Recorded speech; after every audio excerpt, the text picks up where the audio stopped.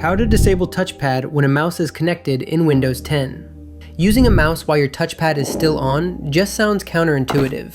Here's how you can disable your laptop's touchpad while your mouse is connected. Before we get started, be sure to subscribe now to our IT Video Hub and YouTube channel so you never miss out on smart IT tips and powerful solutions from Ninja One. Why disable the touchpad when using a mouse? Usually, having both turned on isn't what most users would expect.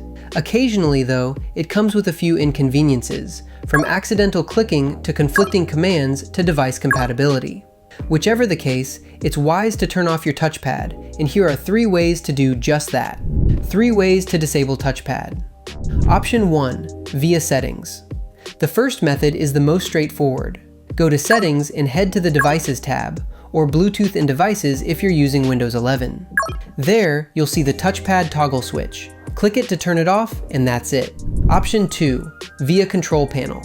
The second option is for laptop units with Synaptics, Elan, or Precision touchpads. Go to Control Panel, select Mouse, and head to the ClickPad tab.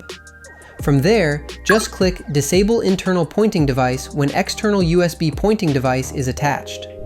Option 3. Via Device Manager. For our third and final method, go to the Start menu and click on Device Manager.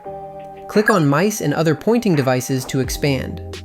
Find the touchpad device, open its properties, go to Driver, and select Disable Device. And there you have it. Turning off your laptop's touchpad makes navigating and clicking much more convenient. For more information, check out our official blog post on how to disable the touchpad when a mouse is connected in Windows, linked in the description below.